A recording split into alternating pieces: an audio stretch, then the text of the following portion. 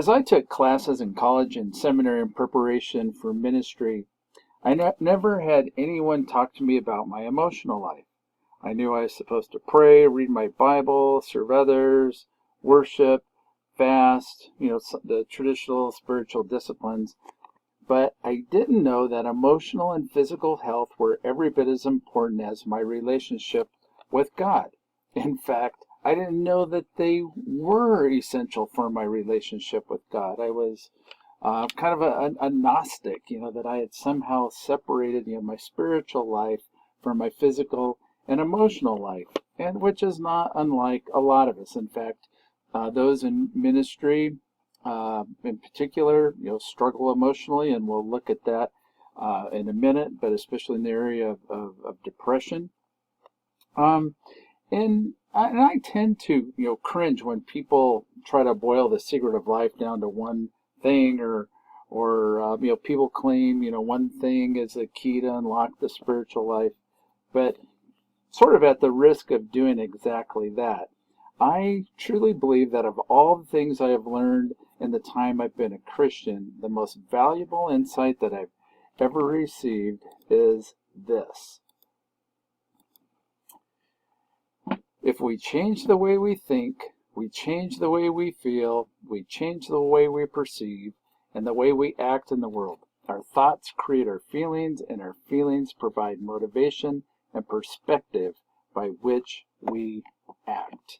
So our thoughts lead to our feelings, and lead to our perceptions, and lead to our motivations, and ultimately how we behave in the world. And it's if you've undergone any kind of counseling or therapy, essentially what this is cognitive behavior therapy. Now, one of the reasons that this is so important, especially for ministers, is, I don't know if you're aware of this or not, but the Duke Divinity School, they cooperated with the Lilly Foundation here a few years ago, and they started the Duke Clergy Health Initiative.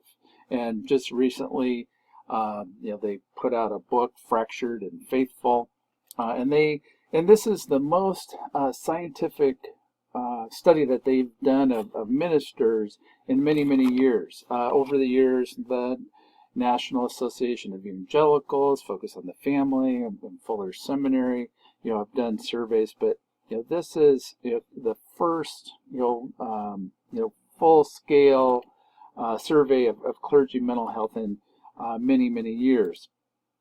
So, and this primarily, has taken place through the United Methodist Clergy in North Carolina. Because that's where they got their grant. It would be wonderful if it was extended to all clergy everywhere, but so far it hasn't.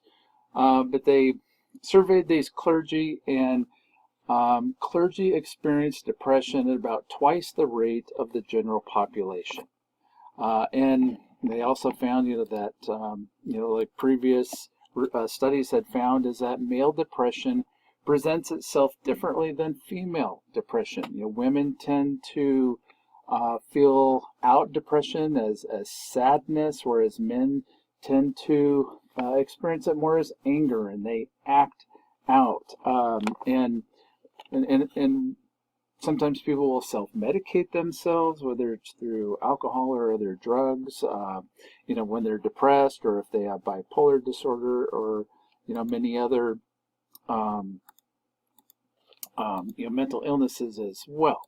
But William Backus, this book here, has been so life-giving to me. He says, you feel the way you think the way you believe. Where our thoughts lead, our emotions will surely follow. And, as I was trying to come out of my depression here years ago, this book was really, really crucial for me in that journey. And learning how my thoughts, contributed to the emotions I was feeling, and ultimately, either gave me, energy and motivated me for action, or whether, I didn't feel like doing anything. And it's interesting that cognitive behavior therapy, from a therapeutic point of view, has been found to be every bit as effective as most antidepressants after 2 years. So it takes a while. It's not nearly as immediate as many antidepressants are, and I think it's if somebody is clinically depressed, you meet with a counselor, of course, and decide together whether medication is something for you, or if you want to simply engage in cognitive behavior therapy. For me, when I was in the drugs of my depression, I couldn't function, and so I went on an antidepressant for a couple years, and that gave me enough time to work on cognitive behavior therapy, to learn more about myself and what were the tributaries flowing into my depression. Now, sometimes different Christian groups will say, well, what we really need to do is focus on the spiritual life. That depression is just a spiritual problem. Well, I've found in Scripture that Scripture really has a lot to say about the power of the mind informing us in Christ. The Apostle Paul, in 1 Corinthians 2:16 says, but we have the mind of Christ. And then in 2 Corinthians 10:5, he says, take every thought and make it obedient to Christ. So it's something that we do. It's something that we work at. And then Romans says, do not conform, but be transformed by the renewing of your mind. Then you will be able to test and approve what God's will is, his good, pleasing, and perfect will. So again, the power of the mind to transform.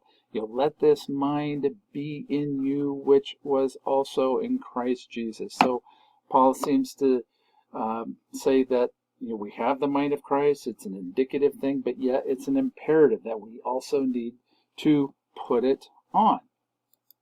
And so what would it look like for us to have a renewed mind? Well, I think one of the key places to look here, at least for me, that's been really helpful, was Philippians chapter 4, verse 8. So whatever is true, whatever is noble, whatever is right, whatever is pure, whatever is lovely, whatever is admirable, if anything is excellent or praiseworthy, think about such things. And the Greek word is it's a present imperative. So Paul is saying, think and go on thinking about such things. Ponder them, meditate on whatever is true, noble, right, pure, lovely, admirable, or excellent, or praiseworthy. And we'll talk a little bit later. One of the ways we can do that is through a gratitude journal, spending time in creation. But really what Paul is talking about here is, at least in our contemporary language, is reprogramming the software of our minds. There's not a whole lot we can do with the hardware. That's a given, but we can reprogram it. Very similar to computer software. That our minds are dynamic and flexible, and that they're not just given. And that's where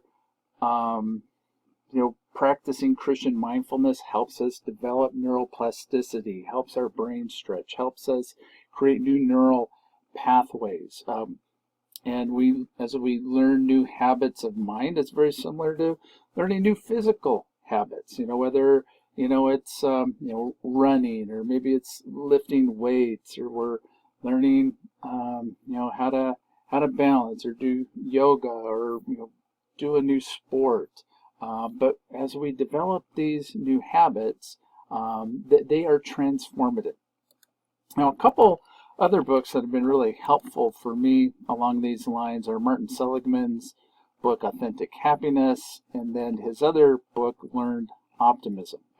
And I find it fascinating that he says depressed people have a ratio of one bad thought to each good thought. Non-depressed people have had roughly twice as many good thoughts as bad thoughts. So the more positive thoughts we can develop, the less likely it will be that we'll be depressed. And another thing we could think of and talk about in class is, why are those in ministry particularly susceptible to depression? And the Faithful and Fractured book is, I'll do another lecture later on about it, where we talk about, what is it about the very nature of ministry that makes it a largely depression-prone vocation? What is it, about ministry? Well, just very simply, we spend a lot of time with people, and people with needs. They drain life from us. We give ourselves to them, and sometimes we don't see a lot of results in ministry, and that in a very result-driven culture, that's difficult for us. And that's where later on, we'll took a look at the whole issue of success. That for those of us in ministry, we don't strive for success, but we strive to be faithful, because that's the only thing that we really have control over, is to be faithful. We don't have control over results or achievements or accomplishments. And as I shared in the sermon that I preached here about depression, I talk about the learned helplessness study that Seligman and his associates do with dogs, and if you're interested in reading more about that, you can find that on pages 19 and following from Learned Optimism. And one thing I didn't mention in this sermon is that it's also the researchers also worked with the dogs and those who were helpless, and helped them to become hopeful. They helped them to learn that they didn't just have to quiver in the floor and receive the shocks, but that they could help themselves, and that's and they began to call that immunization. So we can immunize ourselves in a similar way against depression. So here's a cognitive behavior therapy cycle. That what we think affects how we feel and act, and then what we feel affects how we think and act as well, and then our emotions and our thoughts affect how we live our lives. And as we'll see, it's really, really important that if we find ourselves feeling depressed or anxious or angry, that we hit the pause button and look at, what thoughts am I currently, or what thoughts are currently running through my mind? Because the immediate thoughts that we have, we don't have necessarily control over those.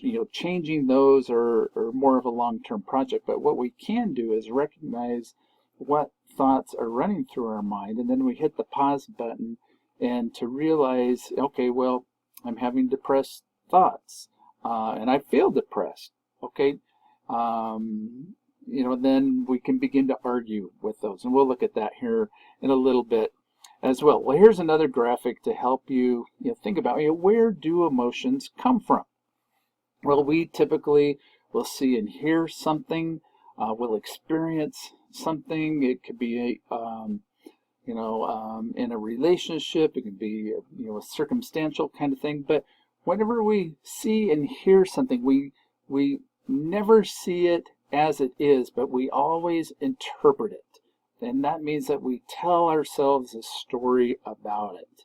And in telling ourselves a story about another person or circumstance or event, we can either promote happiness or we can promote depression. And so the kind of story we tell ourselves leads to the way we feel, and ultimately the way we act. Well, here are some ways to pay attention to our self-talk. To ask ourselves, how am I feeling right now? What story am I telling myself?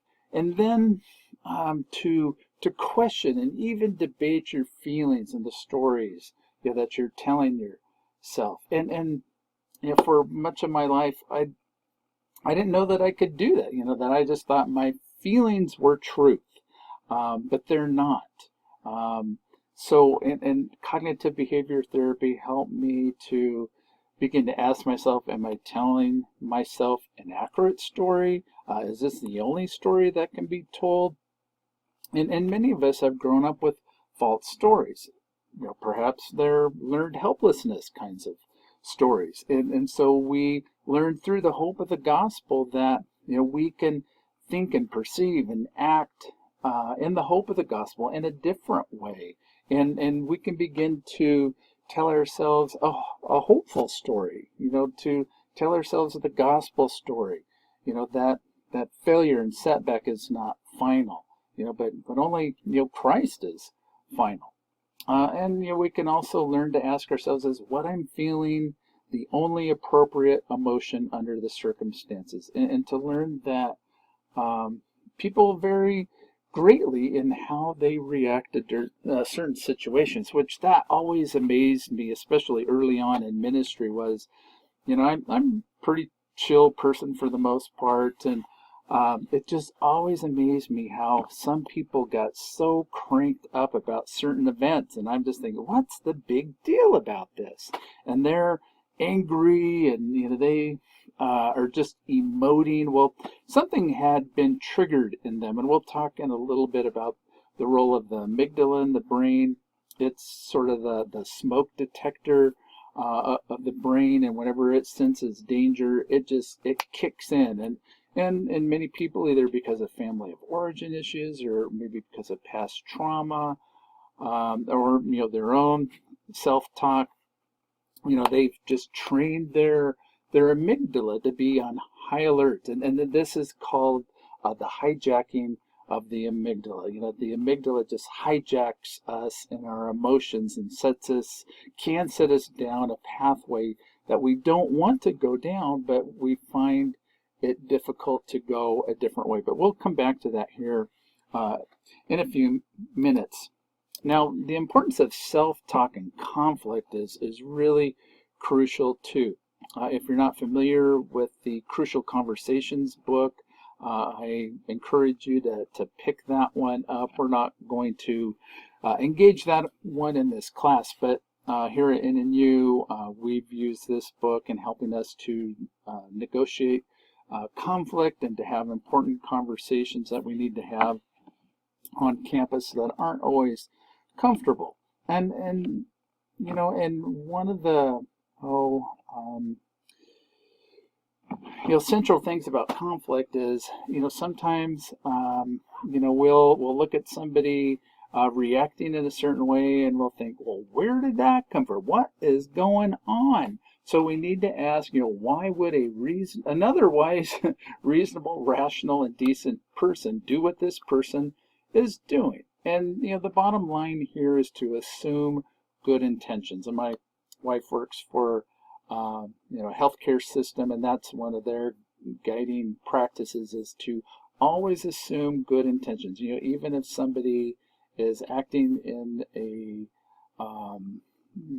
angry, kind of out of control way, or maybe they did something to hurt us, but to assume good intentions. And and I think 90% of the time, people really do have good intentions. Maybe even 95% of the time. But that's in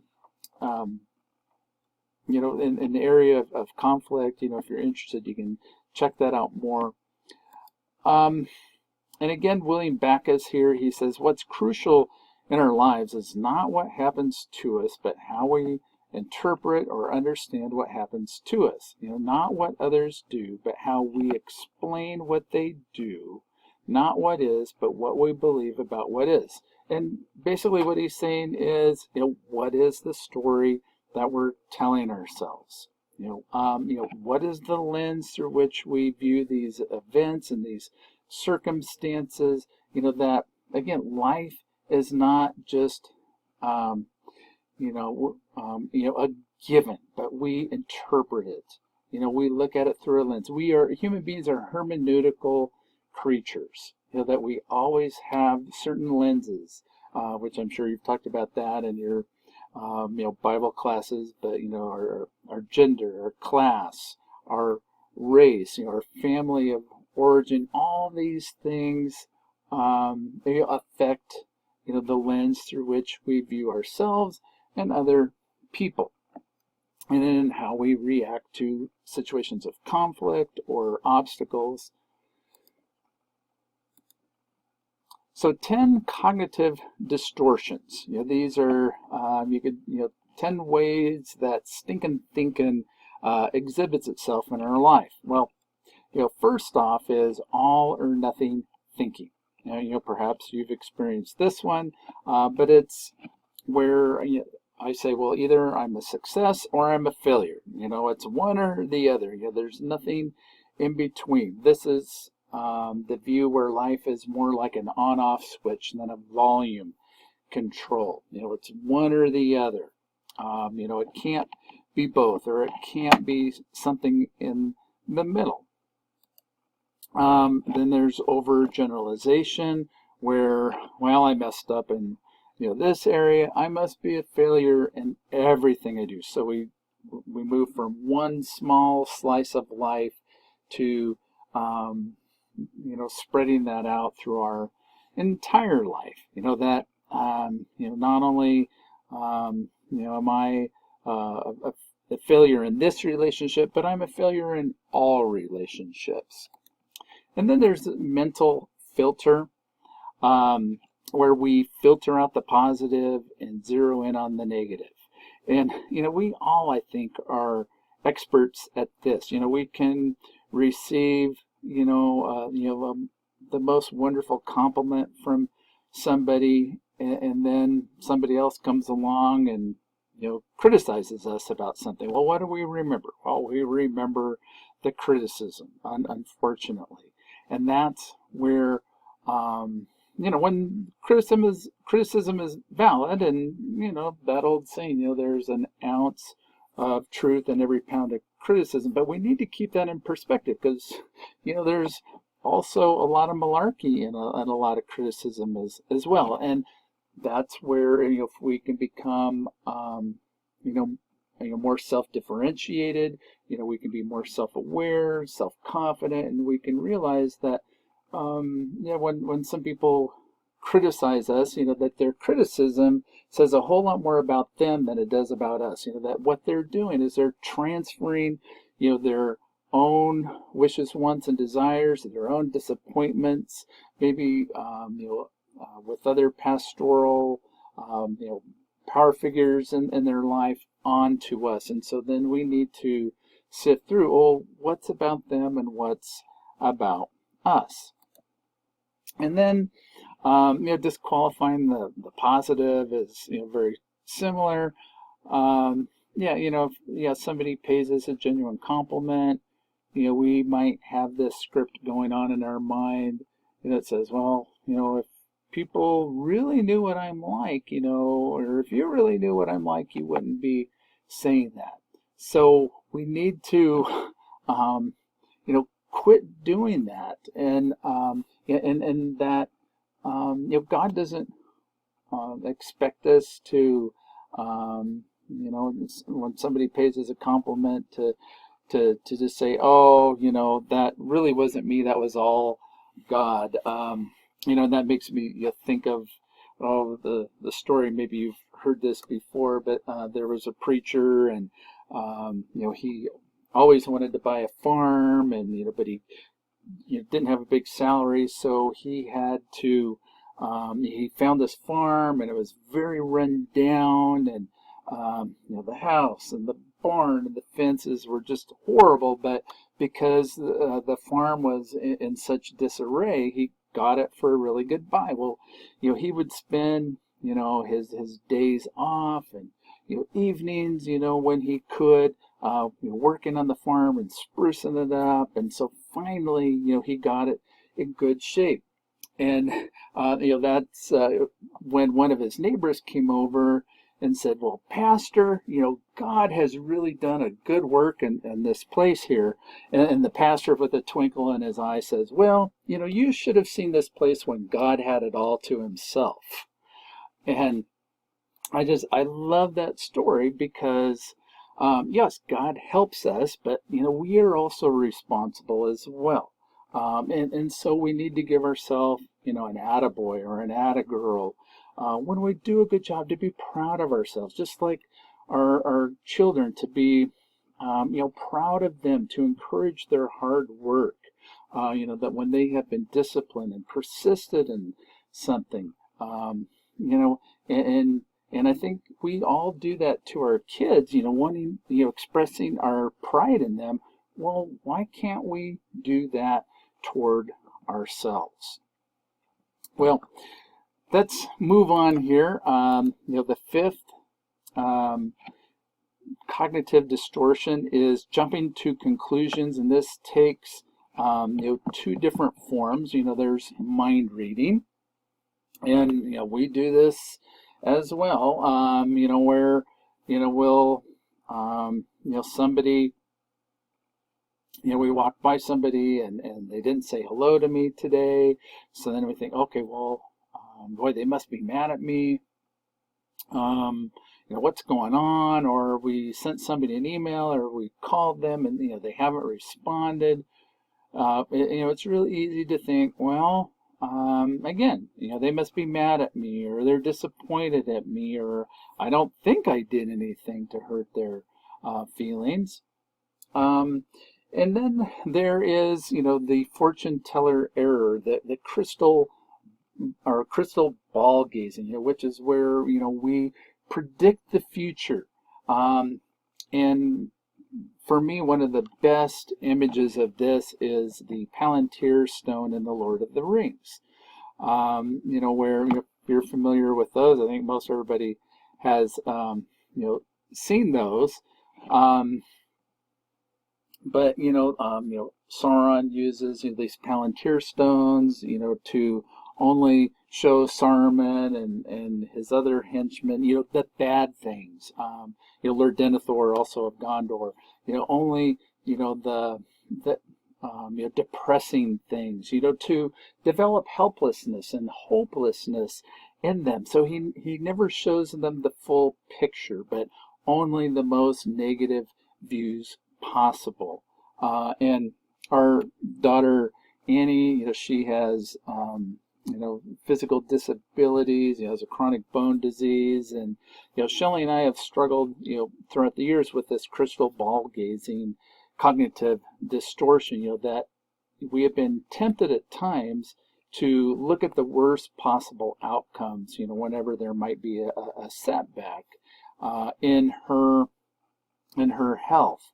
And I would just mention, that the worst possible outcomes that our crystal ball gazing envisioned 20 years ago have not come true. In fact, she has done amazingly better than we ever could have imagined way back then. It's still far from perfect. She has chronic pain, and she's continued to have surgeries. But she is, by and large, she's graduated from college, and she's been able to work full time. That's just, it's a great reminder of me of how dangerous crystal ball gazing is. Well, let's look at one more of these, and then I think I'm going to split this lecture into two, because we're getting a little long here, and sometimes if I go too long on a lecture, it doesn't all get recorded. But the next one is magnification, where we catastrophize, or minimization, which is the binocular trick. You switch things around, so instead of bringing things up closer, it drives them away. You make them smaller than they actually are. But it's so easy to fall into the trap of catastrophizing, where we make a mountain out of a molehill. Just one example from yesterday. I received an email from the people who bought our old house in Denver. We've been gone for 9 years, and this person said, we've received junk mail over the years. Nothing that we've needed to forward on to. But yesterday we received an important document in the mail, and that was the first communication I received from them. And so, of course, what do I think? Well, I catastrophize. It's like, oh no, did we, are we getting charged money by the IRS, or is there something else, horrible, that I wasn't aware of? And so I found myself kind of going down this emotional rabbit hole.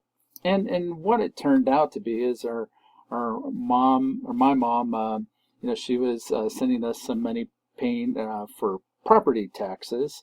And so, she had, just did this bill pay thing, and she still had her old Denver address in her bill pay thing. And so she just didn't pay attention, and, sent the check, that was supposed to go to our Nampa address, to our Lakewood, Colorado address. So again, it turned out fine, but again, to just try and tamp down those things, and to, when we're tempted to magnify or catastrophize things, again, just hit the button here and say, is that realistic? Is that the only option available to me? And and so partly what I did with this, as I was emailing back and forth with the people who own our house, and I remember my mom saying, "Oh yeah, I sent you this check," but and that was like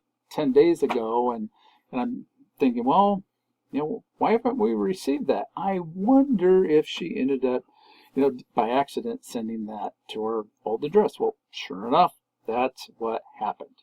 Okay, well, let's stop there, and we'll finish up with these 10 cognitive distortions, and look at a few other things related to mental health and ministry.